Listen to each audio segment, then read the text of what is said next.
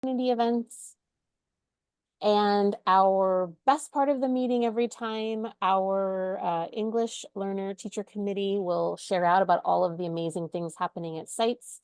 And then we'll end the meeting talking about our local control and accountability plan. All right.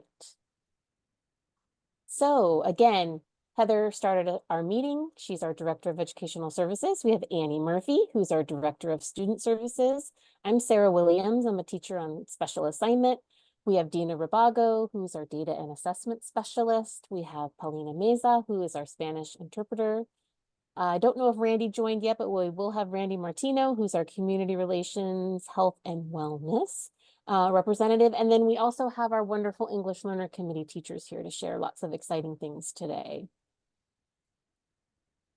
All right, and again, if you have questions, please put them in the chat box. We'd also love to know who's here with us today in the meeting. So if you could please put in your first name, your last name, and the school site that your child attends in the chat box. That way we can definitely take attendance and also know who we have here in our meeting today. If you have individual questions, I think Dina has that link been shared? Great. So in the chat, you will see a link for you to be able to ask individual questions. Heather or I will follow up with those after the meeting. And then if you have general questions or if you need any connection, if you're having any issues with connection, then please go ahead and put those into the chat. We'll try to answer as we go, and if not, afterward for sure. All right. So, of course, we always want to start off with something a little fun. So take a look. We're going to do a little wellness check. So looking at all of those animals, kind of put the number in the chat of the animal you identify with today or that you're feeling like today. So give you about a minute to put that in.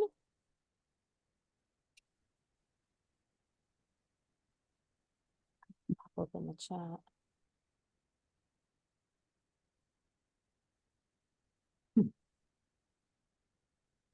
And for me, it's going to be 8. Or is that a 6? That's a 6. Great. Again, so just kind of a fun way to connect and see how we're feeling as we start our meeting today. So thank you for kind of sharing where you're at. All right. So the purpose of DELAC is to learn about the district programs and services provided to English learners in the Union School District. It serves in an advisory capacity with district personnel to review the implementation of programs for English learners. It serves in an advisory capacity with district personnel to annually review and update the district master plan for English learners. And it also helps learn about the parent involvement activities in Union School District. All right, so our last meeting, I just wanted to review the highlights.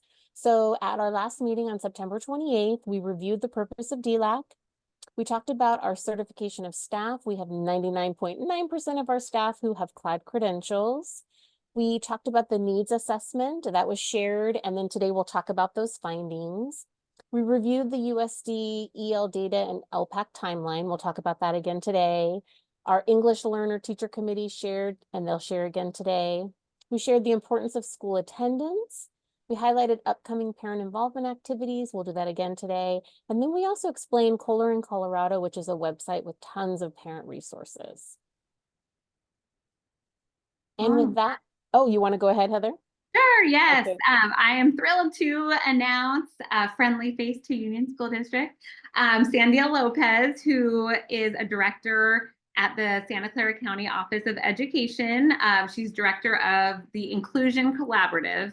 And this is a part of the county office that I have known to be in existence for a while, but it wasn't until this year where we had some of Sandia's staff come out and do some trainings with some of our teachers that I learned about the warm line and what it is and how it can help both teachers and families. So I asked Sandia to join our meeting today to tell us all about the warm line and how it can help all of us. So Sandia, without further ado. Thank you. Thanks, Heather. I am so excited to be here today and to see some familiar faces. My own daughters attend Union School District, and so it's really great to be a part of the community in this way as well as a parent.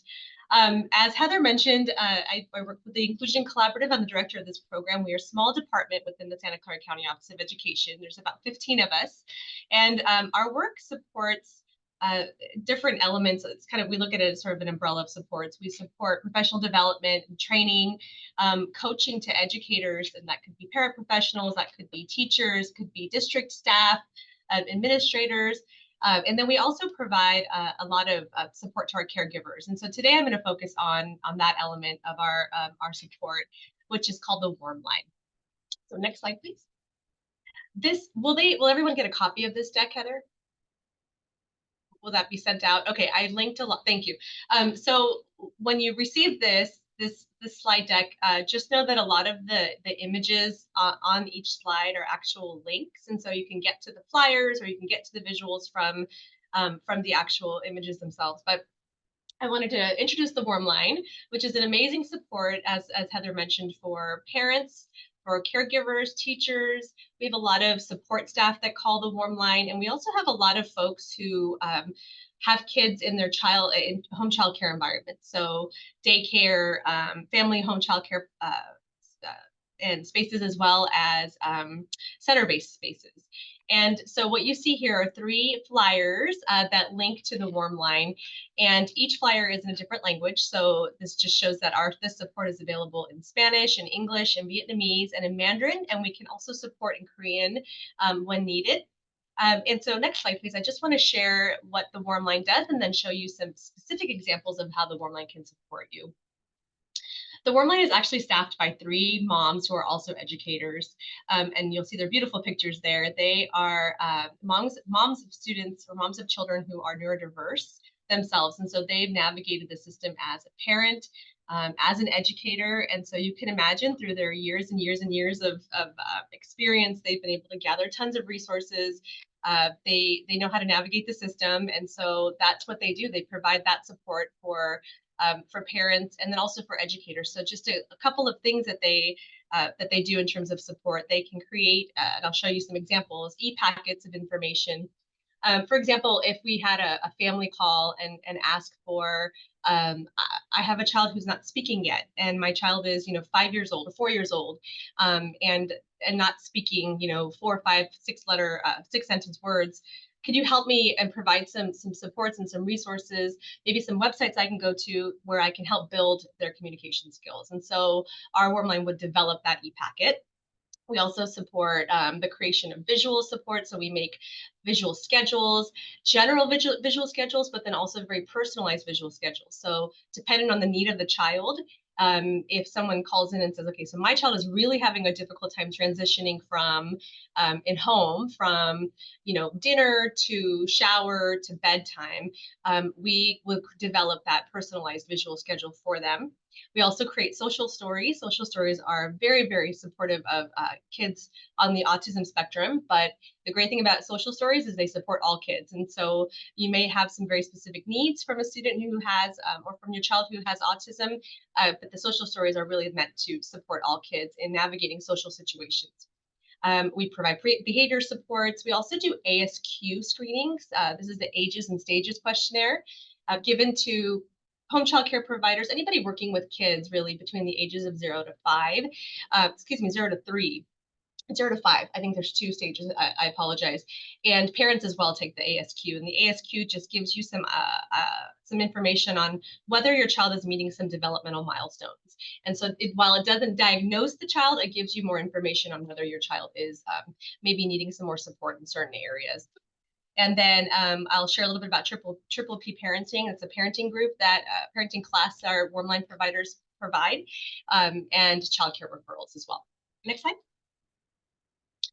This is just an example of the what an e-packet of information can look like. It is very, very detailed. There are tons and tons and tons of resources and information piled into here, but it is in a sense individualized on the need. So again, based on the calls that we might receive or an email we might receive, we'll create an e-packet of information on some of these topics. So just examples. Maybe you need an e-packet of information on after-school programs. Maybe as a teacher, you need an e-packet of information on adaptations. What are some adaptations I can give my student who is hearing impaired, right? So that those e-packets of information are created and sent out, emailed. We can also print them and ship them out if email access is difficult for some. Next slide. Okay, I know these aren't the best pictures, and I apologize. It's not a slide that I'm super proud of, but you can click on some of these, and I don't know if you can right now, Heather, whoever's advancing the slides. If you click on that first image, it takes you right to a PDF of what a visual schedule would look like or how it's created. So this is a little bit of information on how you might use a home visual schedule. Here's how you can create that visual schedule. Those picture icons are on there, so you can just cut them out and use them right away. You know, we know, thank you so much. You know that visual schedules are really supportive, again, for students who might have difficulty transitioning, who may be on the autism spectrum, and students just in general who are just like having a very hard time moving from one activity to the next. So lots and lots of documents and support resources available under visual supports. We also help with choice boards. And again, there's some examples linked, but you don't have to press on those. So these are things, again, that we can design, create, and email or print out in that beautiful color format and ship over. Choice boards are very, very supportive for teachers, paraeducators, when students are having a hard time with wanting to do an undesired task. And so when you're given choices and you give students choices, they have a better chance of feeling like they're making some independent choices and moving from one task to the next. And they're very, very supportive in the home environment as well. Some more examples, cards for regulation. There are a lot of students who have sensory needs, and so regulation cards are really supportive for kids who are having a difficult time with sensory input, sensory output. And so these are linked as well on this slide deck. I think they are. If they're not, then you just have to call the warm line and get them. But these are, again, created, printed. We can even laminate them and put them on cardstock for families who might not have access to that. And they're available in different languages as well. I should share that. All of this can be made available in all of those languages I mentioned earlier: Spanish, Mandarin, and Vietnamese. Next slide. Example of social stories. I'm going to spend just a minute here because I think that this is one of our most valuable tools that we have. A social story, it takes a lot of skill to write a social story. It is a scripted, it's in a scripted format, and it follows a certain format because it actually really supports, again, students that are on the autism spectrum who are navigating different social situations. And so these are all just a kind of these are all linked, actually. These are some topics that we often are asked to write social stories around. How to share feelings, taming my mind's bully, going to high school or transitioning into kindergarten or going to middle school, going to school in general. There's a social story for that, right? Dating, when you think about our older students, and appropriate touching, inappropriate touching. We just recently wrote one for changing gender because there was a student in a classroom who was changing genders, and parent of a child with autism wanted to help support that conversation. And so we created a social story around that.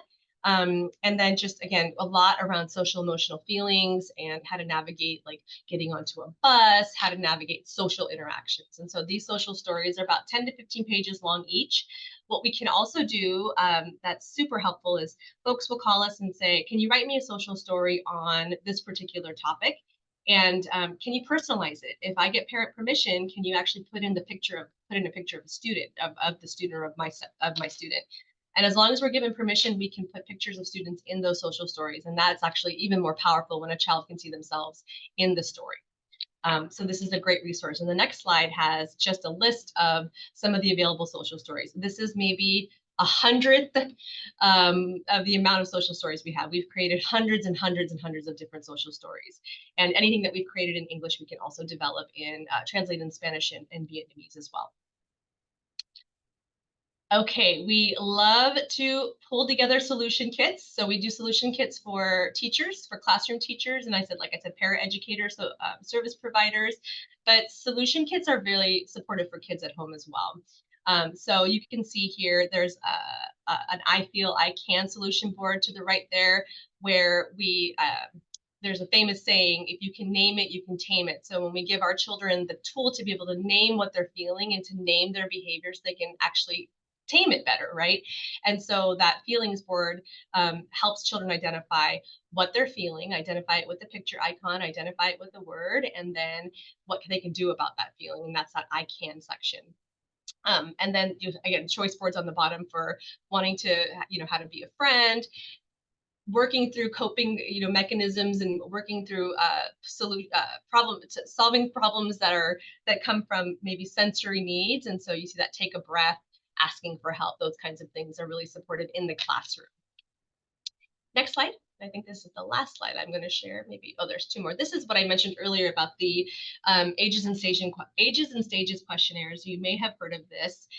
Most preschools and most home child care providers utilize this tool. It's a screening tool for children between the ages of birth and 60 months old. It's basically just that it's a questionnaire that we help parents fill out. So we'll walk through it with the parent or a provider on the phone or via Zoom or in person if need be, and help them understand the results of that ages and stations questionnaire. So again, it's not a diagnosis that comes from this questionnaire, but really how now can I support this child better, knowing that maybe there's a little bit of extra support needed here in communication, or maybe a little extra support needed here in mobility. So it's a great tool to have, but it can be very complicated for parents to navigate. And so we do support that process as well. And then the last slide is the Triple P Parenting Program. This is a positive parenting program, and it's really one of the most effective evidence-based parenting programs really in the world, they say.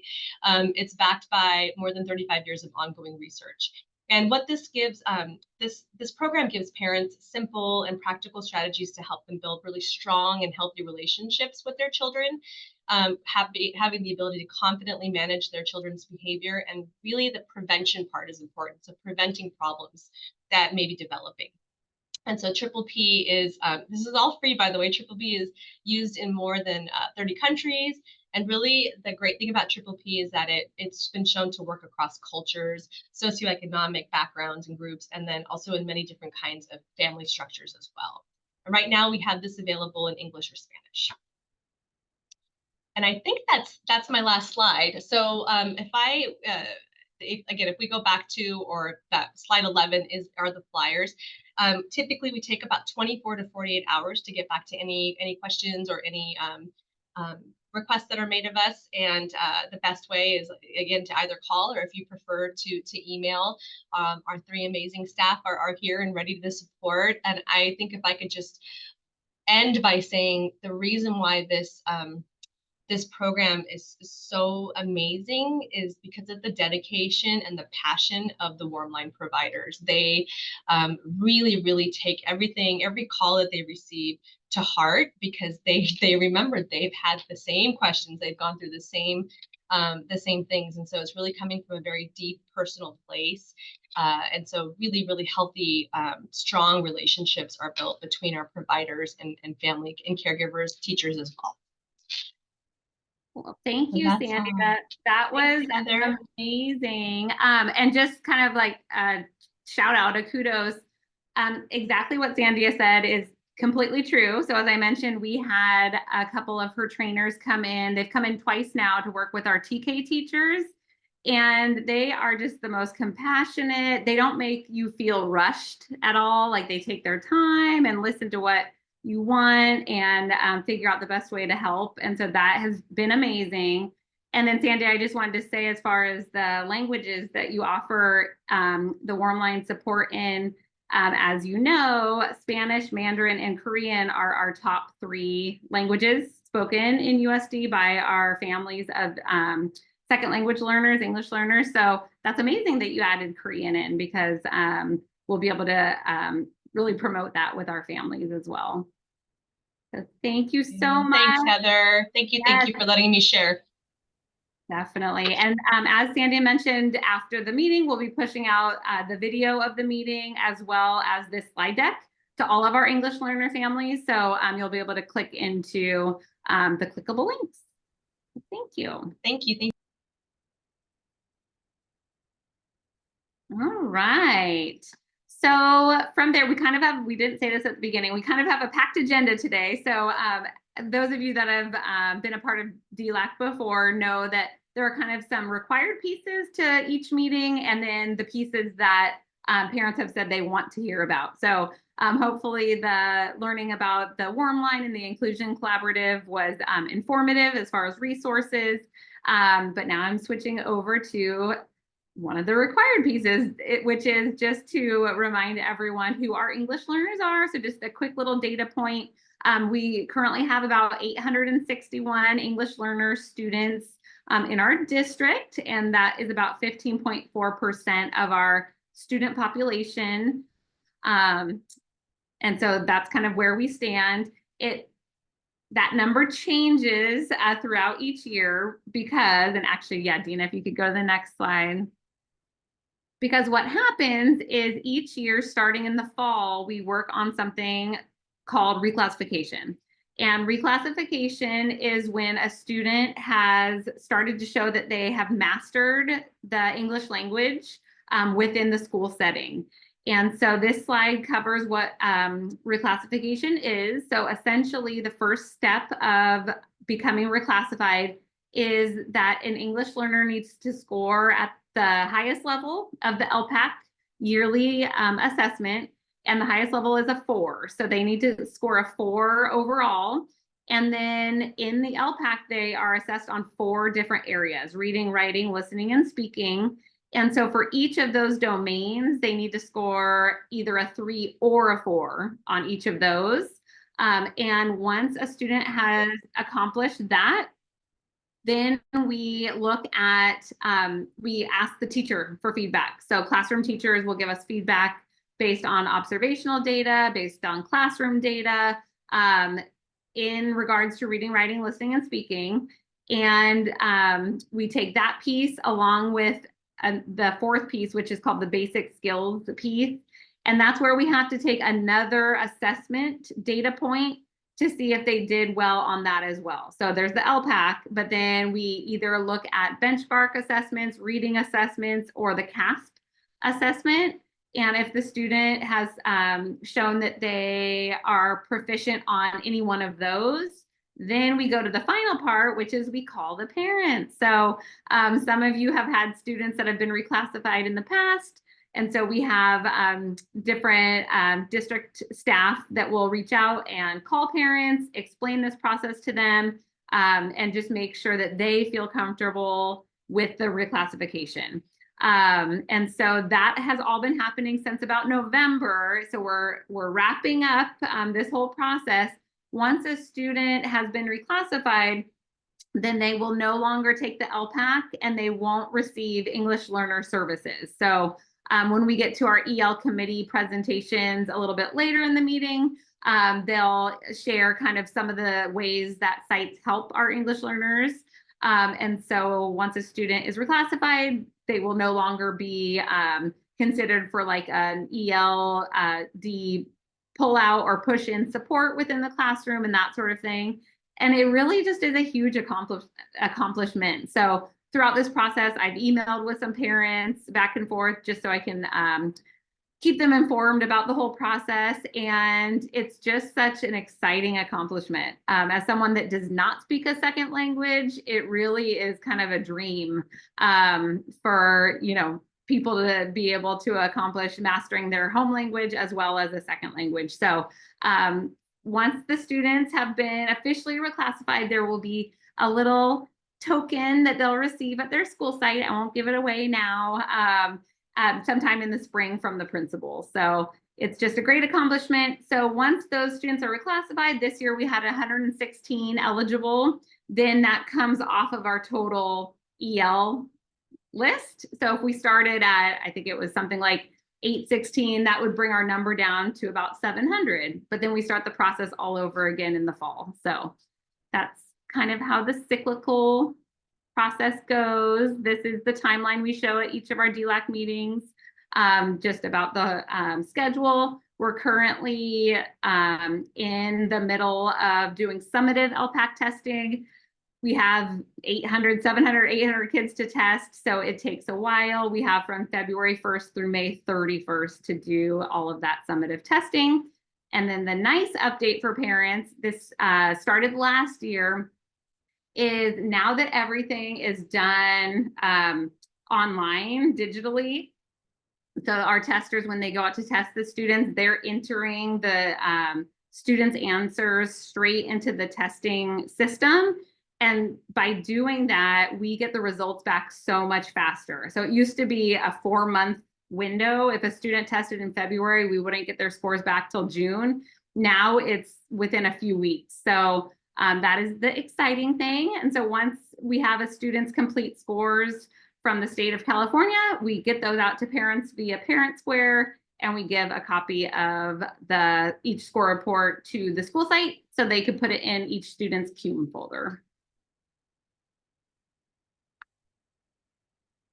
All right, and so I'd love to talk about the DELAC needs assessment, and this is something that was shared with families at our previous meeting, and the district really works hard to partner with families and really want to make sure that we understand the needs that their families have and their students have. And so we had 20 responses, and every school site was represented. 65% of the parents attend parent meetings regularly, whether they be DELAC or home and school club, and 14 parents expressed interest in furthering their own English skills via Rosetta Stone. And I know, Heather, if parents are interested, they can reach out and they can get a license. Exactly. Yeah. Exactly. Yes. Okay, and then for the top 5 areas of interest for parent offerings, so I'll kind of go from the bottom to the top. So the number 5 was the Rosetta Stone Parent Program, and number 4 was the DELAC meetings, and then number 3, Parent Project Junior, and then the math information events, and then the most popular was the Active Parent Workshop Series.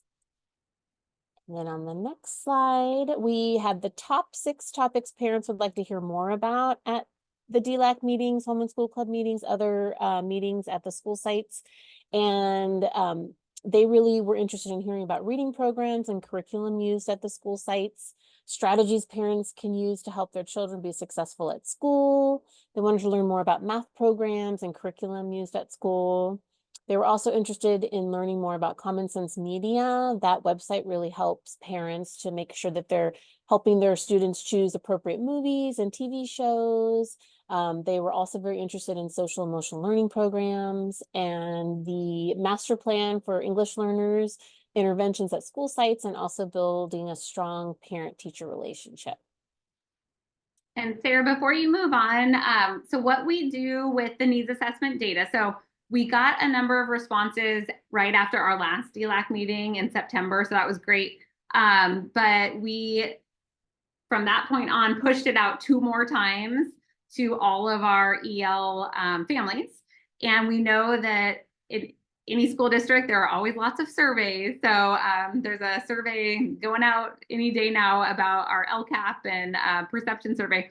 So while we're hoping each year to kind of build the number of families that take this EL needs assessment survey, we do take those that did it. And as Sarah mentioned, we had 20 parents fill it out. And so from there, what we'll do is either use it to bring topics to our DELAC meeting or to come up with ideas for parent night. So it sounds like learning more about our math curriculum is an interest in parents. That hasn't been the case for the last few years. Probably COVID had something to do with that. There were other things to discuss, but that is something that we can use to build, to create a parent night in the future. And then we will also bring all of this information to our local control accountability plan writing committee, which Director Annie Murphy will talk about in a little bit. But we're using this info as data so that we can also embed some of it into our LCAP as well. So we'll be using this for a few different things. So I just wanted to point out that we don't just give a survey just to give it. We really, take the data from it and use it moving forward. So thank you. All right, and has Mr. Martino joined us? I don't think I saw him. I think Yep, you I'm did. here. Oh, there you are. I'm sorry, Randy. Okay, we're gonna I turn was it in the over wrong to- meeting. I was in the special ed. There we go. Okay, thank you, Randy. I'll let you take it away. Perfect. So we are very excited for our upcoming second annual health and wellness event, which will be March 23rd at Union Middle School.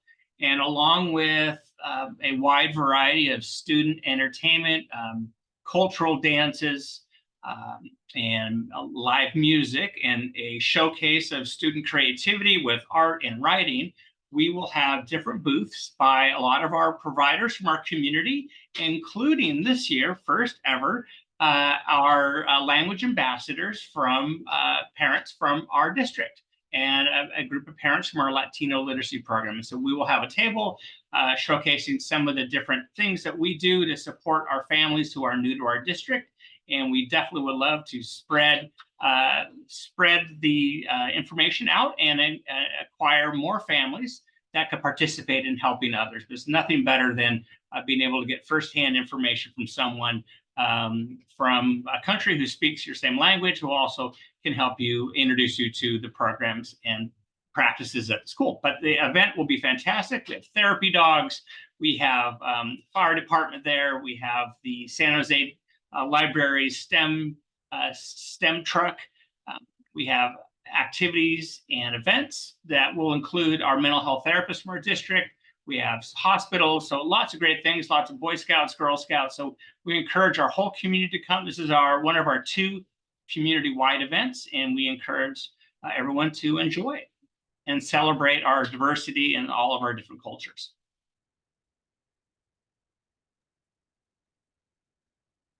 So Language Line has been a very successful program that we've been able to have families from pretty much any language spoken access staff in our front offices, teachers, administrators, by asking to use Language Line. Within a moment, a staff member can access Language Line on the phone and either call someone at their home or do it in person, and be able to translate the questions in a really easy format.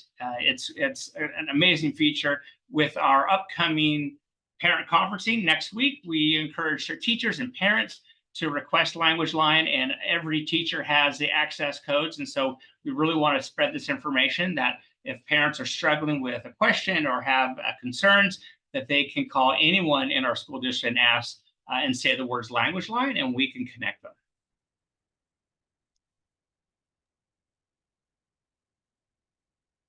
Great, thank you. Yes, this meeting was very timely. It being the week that leads up to conferences, we have, I think Randy or Annie, I think doubled our use of Language Line this year. Last year was our first year.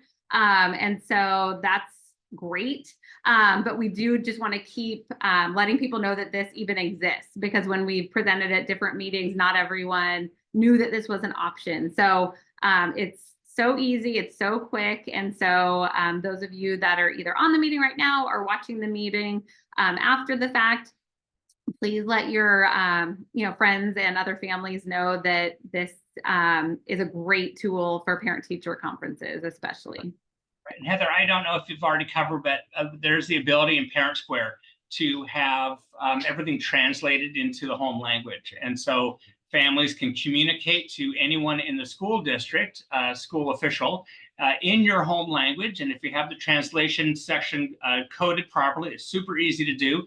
Your email or text will go directly to that person and in the translated format, and vice versa.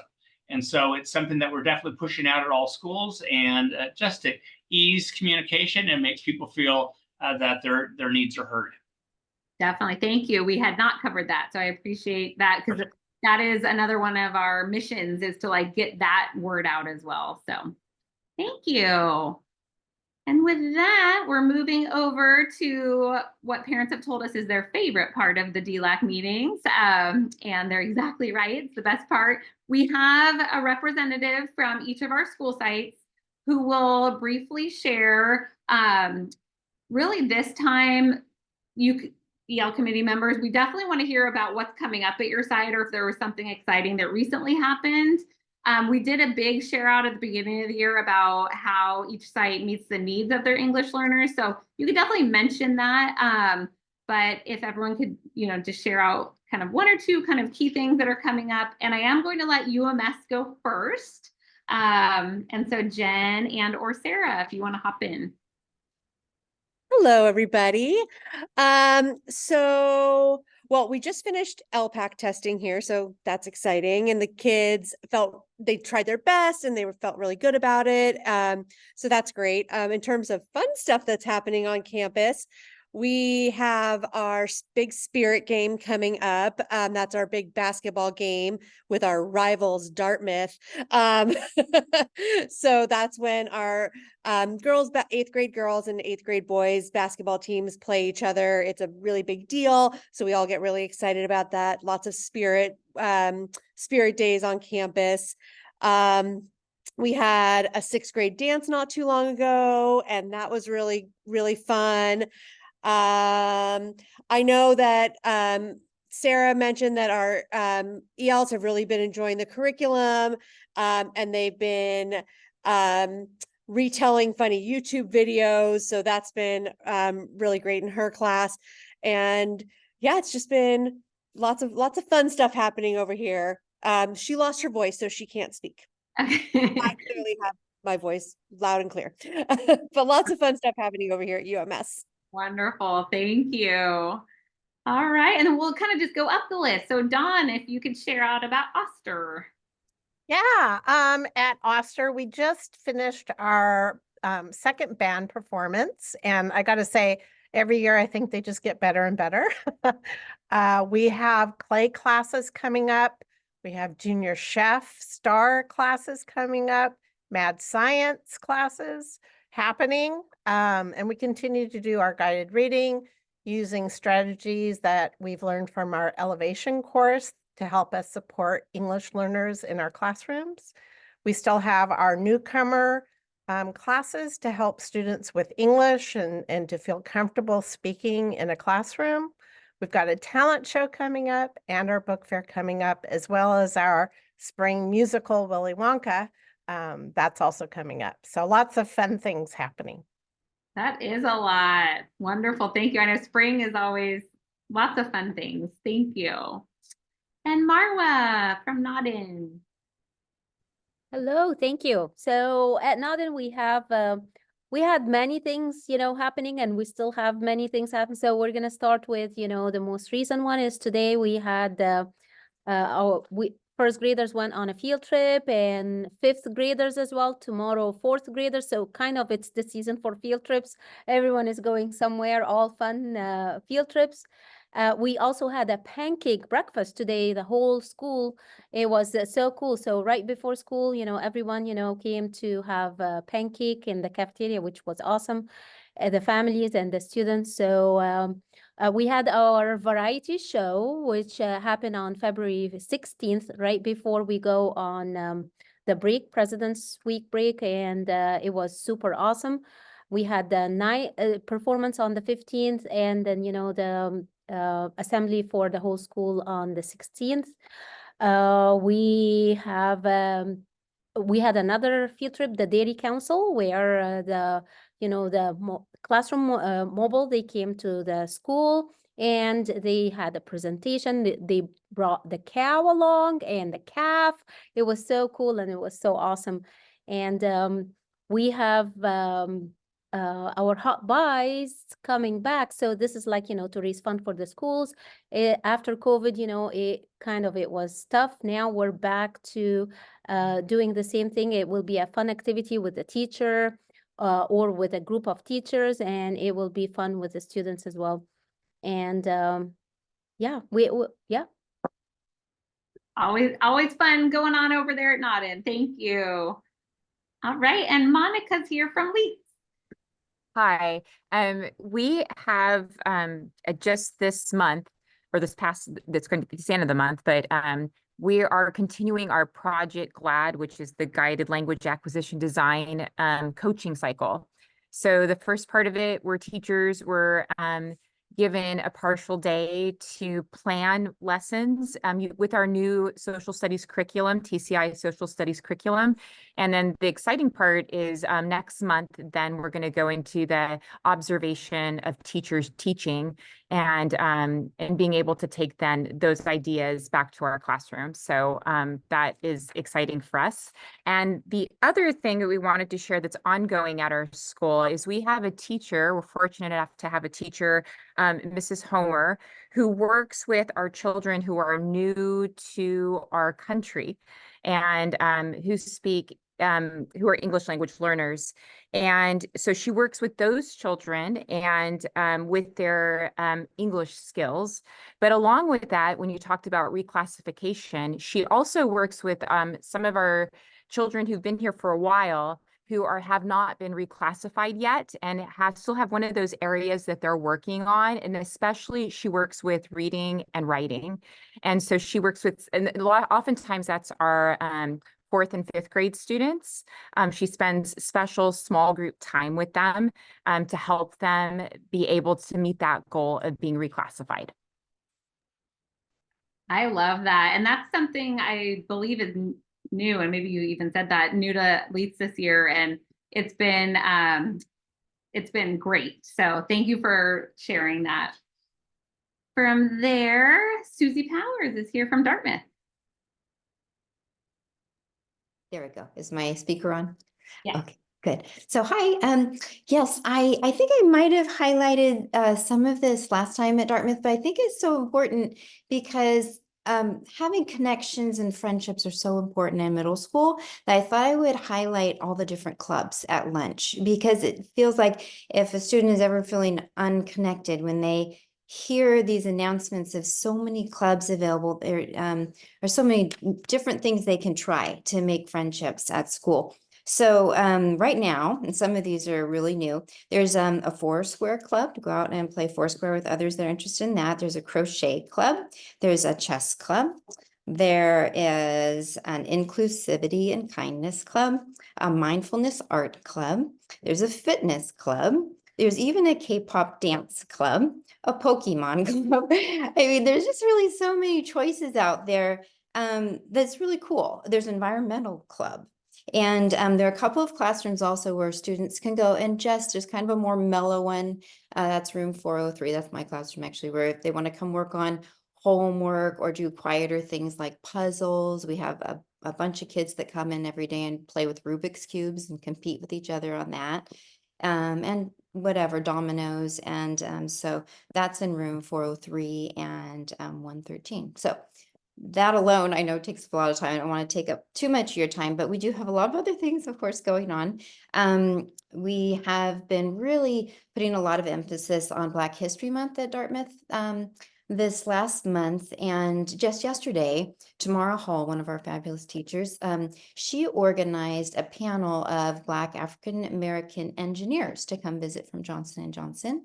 And they had students posing questions for the engineers, and all sorts of different classes came to attend and hear all about these panelists' lives and their journey to becoming engineers. It was a very motivational, inspirational event. So yeah, I'll go ahead and stop there. Thank you. And I was able to attend the Black Engineers panel last year, and it was amazing. And like you said, very inspirational. So thanks, Susie. Sure. And then Josie from Carleton was not able to attend. She was traveling out of the state, but Nick Barbera will share for Carleton. Yeah, hey there, everybody. So Josie had a couple things she wanted me to share that are ELD specific. So she started offering an optional Imagine Learning drop-in on Tuesdays between 11 and 12 for students who might need just a little extra time to work on their Imagine Learning program. And the mid-year tests for Imagine Learning also were completed, and she was pretty pleased with the results and the improvements that we're seeing students make over the school year. And in terms of just kind of a more site-wide thing at Carleton, we just started March Madness, which is a school-wide, it's like simultaneous basketball tournaments for each grade. There's about 8 teams per grade, single elimination. They play at lunch and at recess. It's as fun as it sounds. The kids are having a great time, and we're very excited to have it. Thanks, Nick. and Shweta from Alta Vista. Hello, everyone. So at Alta Vista also something similar is happening. Like one of the teachers mentioned that it's the season of field trips. So all the classes in our school are also going to different field trips. And usually all those field trips align with the science curriculum or social studies curriculum. And it has been very valuable experience for everyone, English learners and the native speakers. Another thing that happened here is Finding Nemo. We had a play and almost everyone who auditions for it, which is a large number of students, everybody gets selected, everybody gets a part. And it was so successful that the shows that were held on Saturday and Sunday, they were jam-packed. There was a wait list and people couldn't get the tickets. That's how successful it was. Everybody was happy. And most importantly, students, the ones who participated, they felt really good, very proud of themselves. The things that we are looking forward to, talent show is coming up in our school also, and students have already started talking about what they are going to do, what they are going to show. And then parents in our school are getting ready for Art Vista auction. All the wonderful art that the students have created throughout the year in different grade levels, they will be available to be bought by the parents. And then teacher experience. In March, we have finalized upon dates. So different grade level teachers will provide some activity that the students can do with them. I teach fourth grade. I can tell you about myself. So our team is going to go on a hike with some students, and students are really looking forward to it.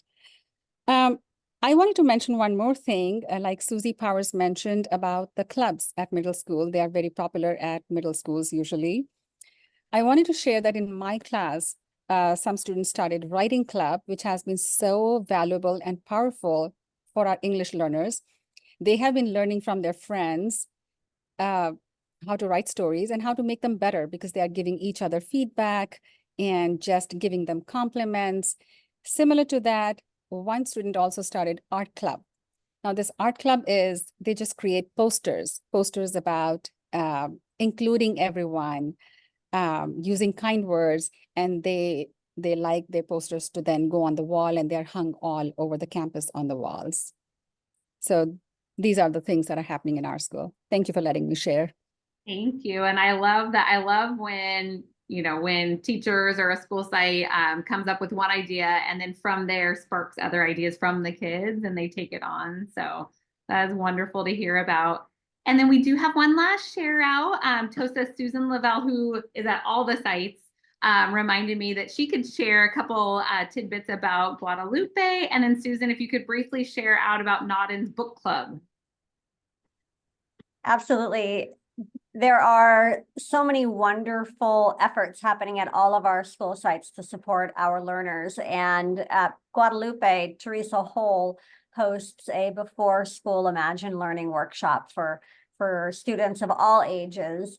And it's well attended and the kids have a nice quiet space to practice learning English and speaking. And I need to give a shout out to Kim Paoli. She is our ELD interventionist, and she sees 5 different EL groups 4 days a week for half an hour each. And she uses our Frames for Fluency and Carousel of Ideas programs and is just such a wonderful support to our English language learners. And you probably know that this time of year is a very exciting time of year for teachers because we see our kids bloom like the plum trees are blooming with their pretty pink blossoms. And it's really exciting to see all of the growth taking place. And it's lovely to see some teachers celebrating this progress through student-led conferences in their classrooms where the students come and take part in the conferences with their families.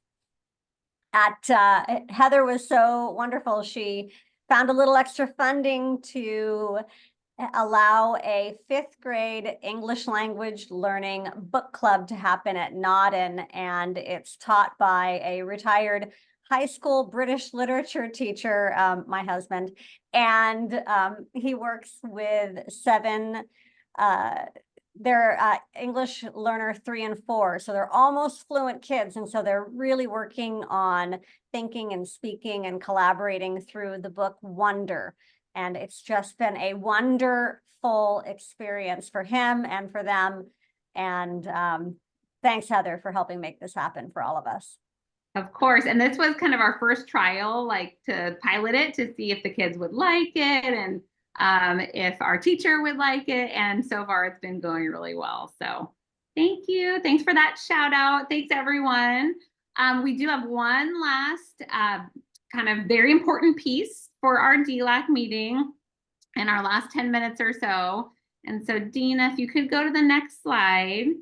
I'm going to turn it over to Director Annie Murphy, who will let you know about the LCAP. And I am going to front load that as you're listening, know that you will be getting a survey if you haven't already. And I did mention surveys, but this will be coming out from the entire district, and it's students will be taking it, families will be taking it, staff will be taking it. But as you're listening to what the LCAP is, just be thinking about that survey, because we really, really want as much input from everyone as possible. But with that, I'll turn it over to Annie. Right. Hi, everyone. I'm going to zip through these slides so we can get you out of here on time. Dina, can you go to the next slide? So our LCAP is our opportunity to tell our story of what we've done in the past, what we're doing currently, and what changes we're going to make to support our students. And we tell this story through goals, our metrics, and our actions, and the money that we spend on all of those things. And we're constantly looking through continuous improvement on how to change and continue to support all students' needs. Next slide. What is the LCAP? It is a 3-year strategic plan. We do base it off of the California State Dashboard. That is one of the requirements from the state of California. We are just ending our current plan that ends this year, and we're starting, and that's why, as Heather was saying, we really, really want your feedback, because we are starting our new plan for the next 3 years. And so we will be updating all of our actions and metrics and really looking to hear what our educational partners are sharing with us. Next slide. So who is the LCAP for? So this is just a little sampling of some different students that we might see the LCAP for. We're looking at high main English speaker. They're gifted academically. They struggle with academics. Their family is a middle income student, and the student loves sports. We also think about Maria. She's an English learner. She's average academically. Her family is low income, and she wants to go to college. And then we have Leo. Leo is autistic. He struggles academically and he struggles socially, but he's artistically gifted. We have students in our district from a wide variety of backgrounds and many different things going on with them. They have strengths and weaknesses. And it's our job as a district to make sure that we are supporting all of our students in their learning and growth. And the LCAP is one of those things that we write to show what we're doing to meet everyone's needs. Next slide. So how does this work? We do get funding from the state. There is per student base grant funding that's based off of our ADA, average daily attendance, and that's why attendance is so important for students in school here in the Union School District. There are called grade span adjustments. We do get an adjustment for our K-2 classes based on class size. And then there's add-on adjustments. So we get a little bit of extra money for what is called our unduplicated students, and those are our English learners, our foster youth, and our low income.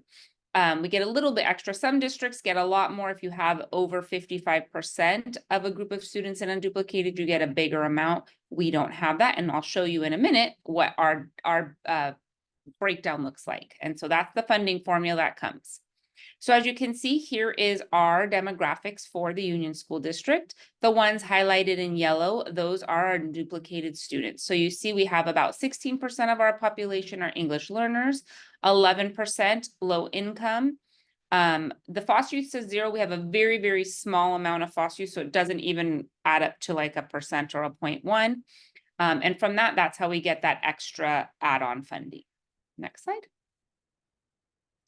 All right, and so with the local control funding formula, which is called LCFF, we're looking at equity versus equality. As you can see in that picture, the equality picture, both sides are getting the exact same things. We see one side flourishing and one side not so much.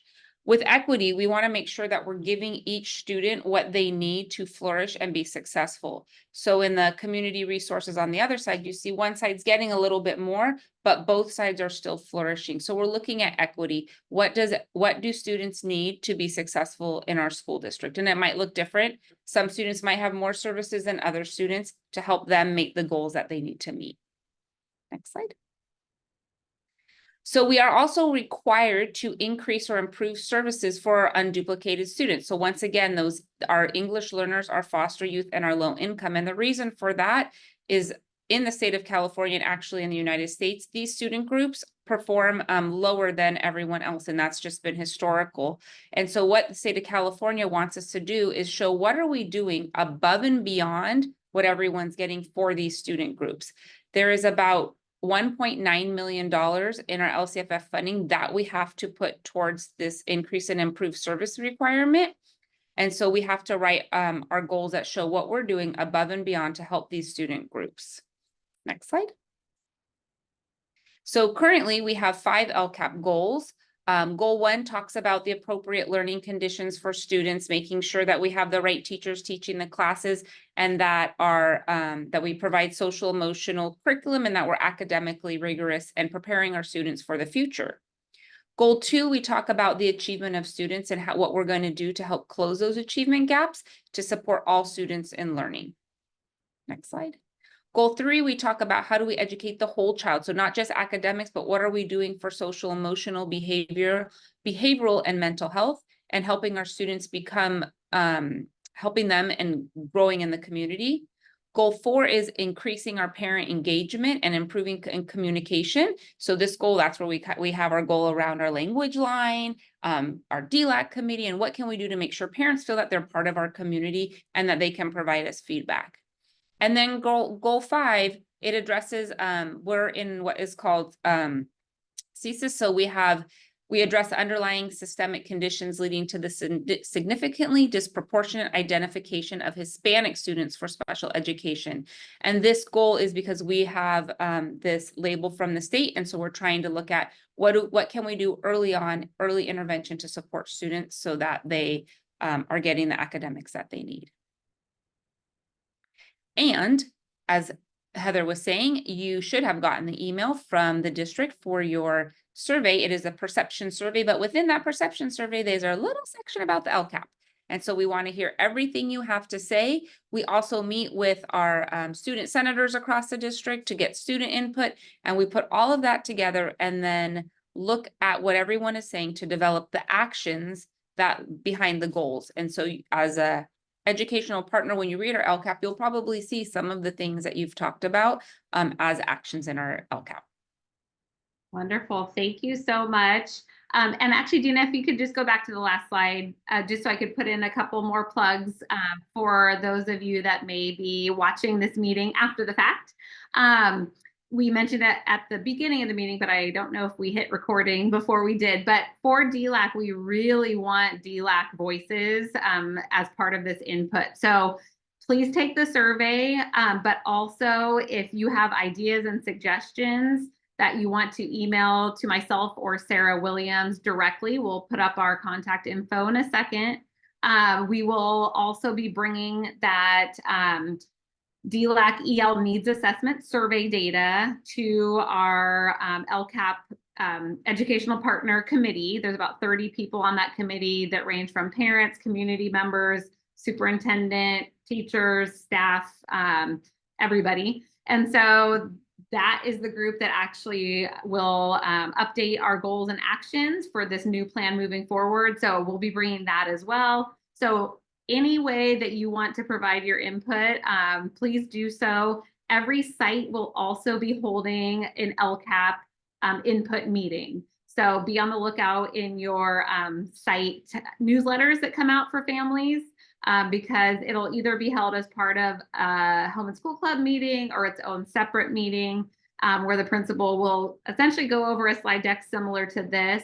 And then just kind of promote getting feedback from everyone. So please tell your friends if your people that you know have English learners couldn't be a part of this meeting today.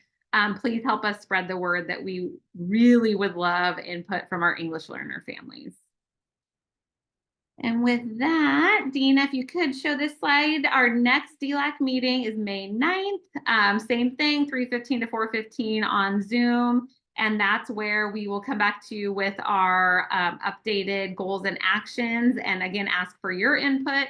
And then we take the LCAP to the board in June. So we still have a few months before then, but definitely if you have ideas, get them to us right away. And the last slide is our contact info. So myself, my name's Heather Scherer. So it's schererh@unionsd.org. And Dina, thank you for posting it in the chat. And then Sarah Williams, so williams@unionsd.org. So any questions, any LCAP input, you also, if you're attending the meeting live, got the link in the chat to post your questions, and we will get back to you with any individual answers if you filled out that Google form. But with that, we just want to thank you for spending the last hour with us. It was definitely an action-packed agenda, so lots to share out. We hope you enjoyed it. Thanks, everyone. Hope you have a great day.